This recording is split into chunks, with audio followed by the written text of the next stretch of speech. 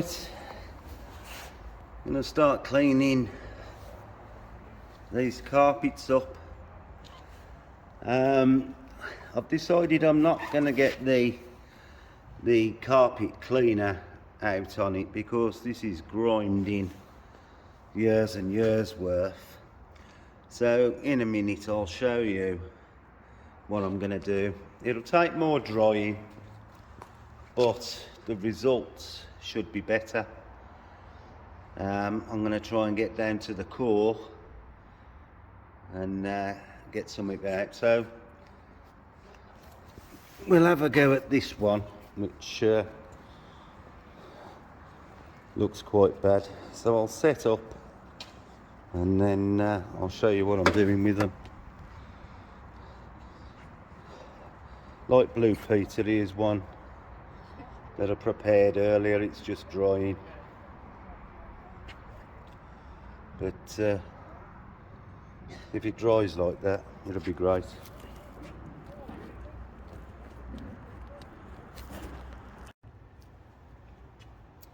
Right, got this carpet. I've just put some a light spray of degreaser on the worst parts. Some G101 mixed 2 to 1. And I'm just letting that settle in because there's oil and all sorts I want to remove. So that's just another coat. Now I'm going to wet it. Just going to give it a light wet. Get it damp enough and start agitating it with the brush on the drill. It'd be nice to get all the piping nice and back to colour as well. So I'm going to spend a few minutes making sure that the piping gets clean. Now I wouldn't normally use G101 on a dark coloured carpet in case I bleach it, but in this instance with a beige carpet and dirty, I don't mind if it does a little bit of bleaching. In a second, then I'll give this an agitate.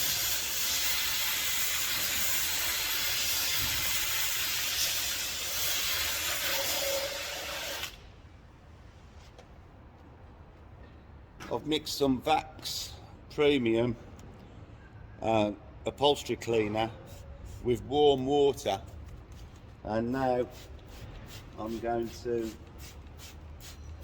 add a liberal coating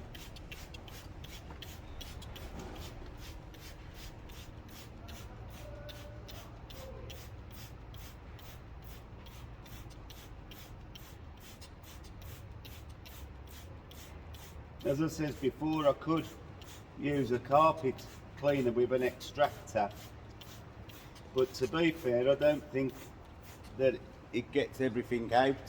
So what I'm going to do is I'm going to try agitate it and then force all the dirt away with the jet washer.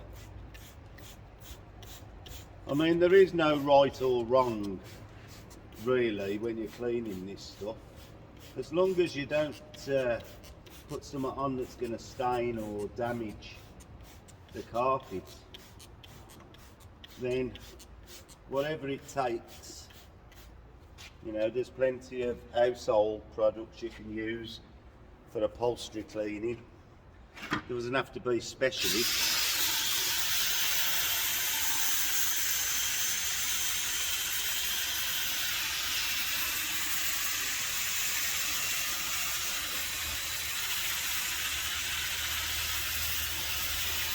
Of course, I'm covering everything, including myself, with this stuff.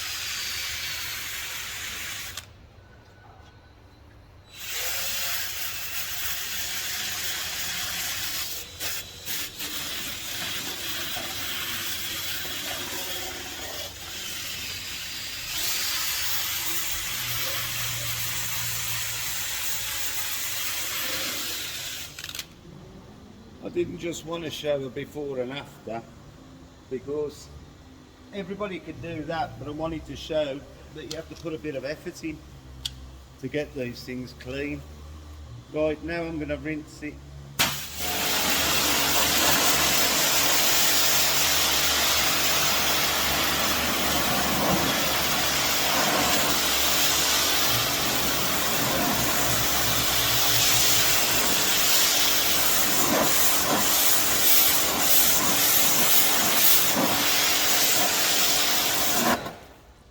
Now I can already see that it's still dirty, but bear with me a second.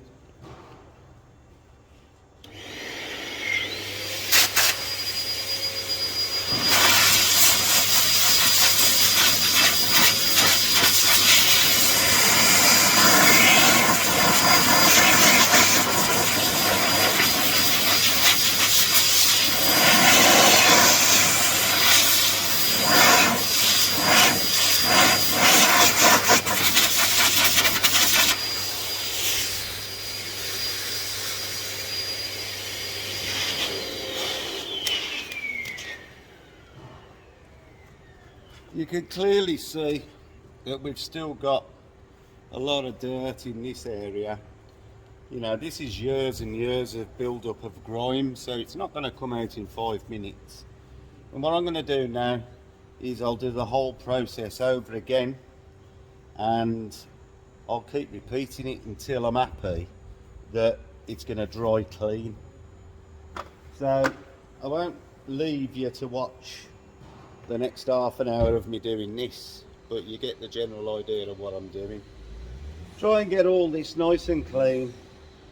Some of it is hidden when it's in the car, but I still want it clean. I'd like the piping to be clean. Everything that's on view I want clean, so I'm just going to keep going until I get it to a satisfactory level. Right, I'll see you a little bit later. Here's a quick view of the one I've just done and its counterpart that I'm about to do. So I'm going to hang this one out to dry and start on this one. But as you can see, great results. It'll dry lighter than that as well, so it'll look good. The gearbox tunnel carpets come up nice. It's only the shadows that look dirty. Oh, I'm going to crack on this next bit, and we've still got a load more to go yet. So I'll see you later.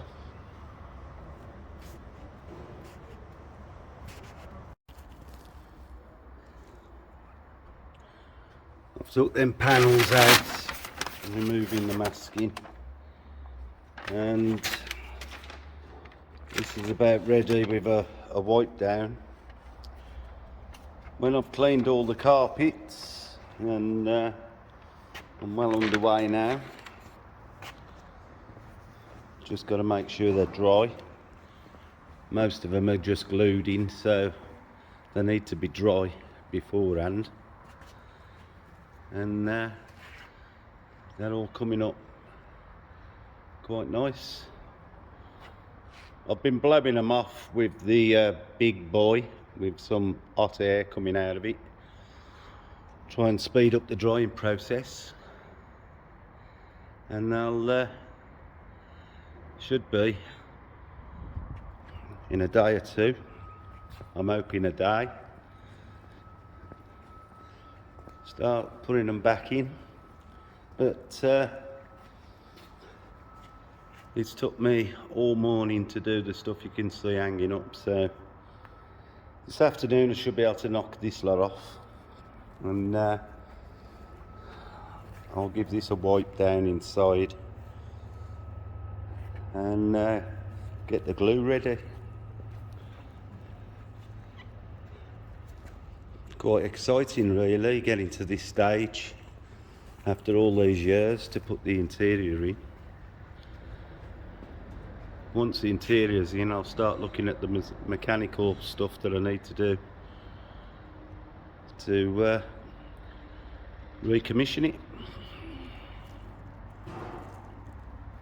but we're getting there. Right, see you later.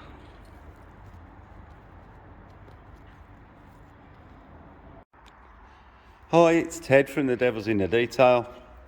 I've been fiddling about while these carpets have been drying. I've been fiddling around with some of the fit and finish around the dash area, the side panels. Some of the screws I've had to change because there was dome head that I'd put in and they needed to be flathead.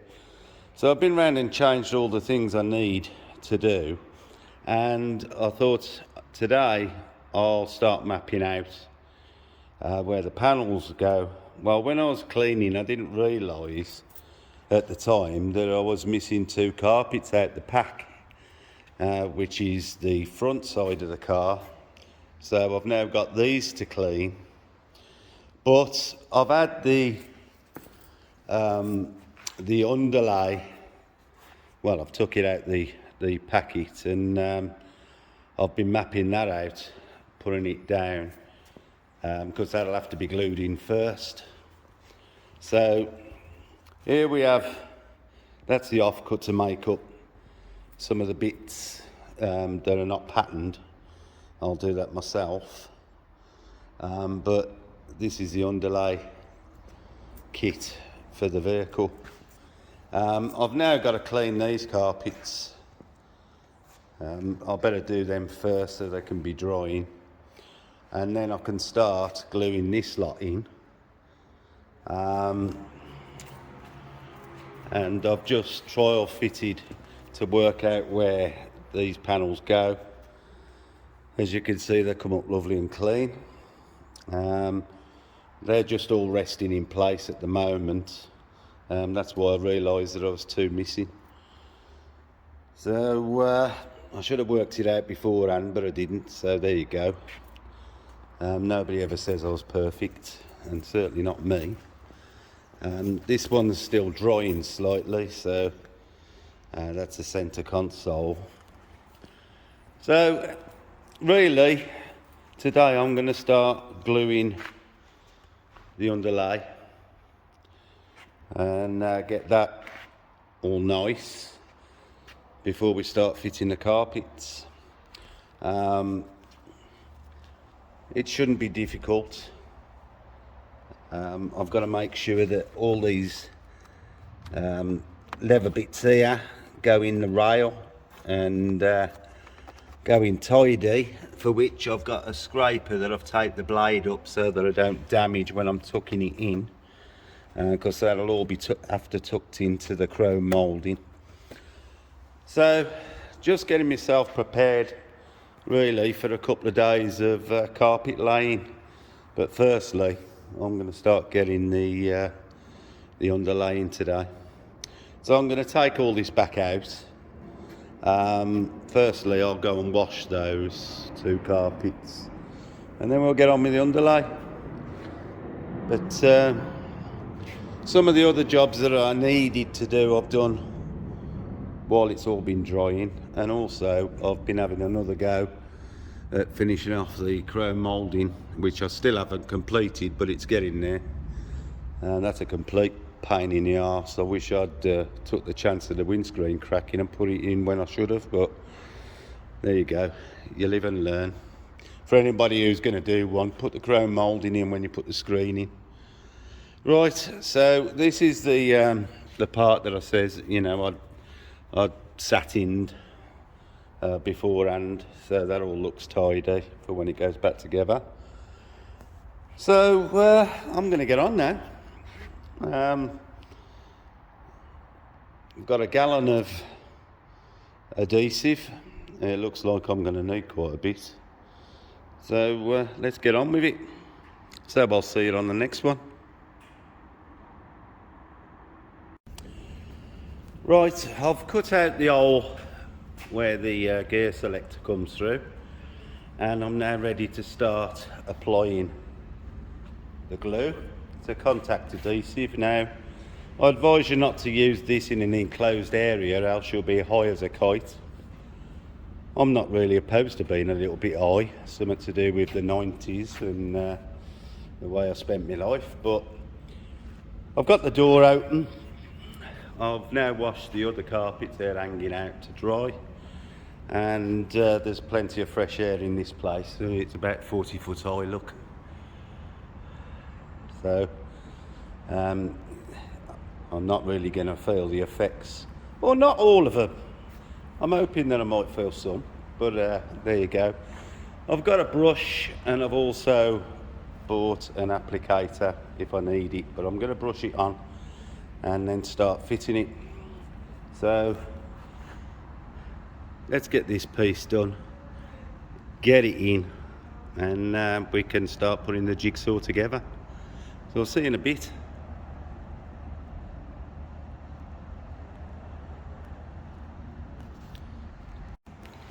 Right, I showed you the patterns when I was out on the floor. Now I've still had to trim quite a lot of it to get it fit to where I'm satisfied with it, but as you can see, although it's like the black hole of Calcutta in here because it's pouring down with rain outside, but it's all gone in nicely, all glued, and really, let's just walk around the car, have a look from the other side.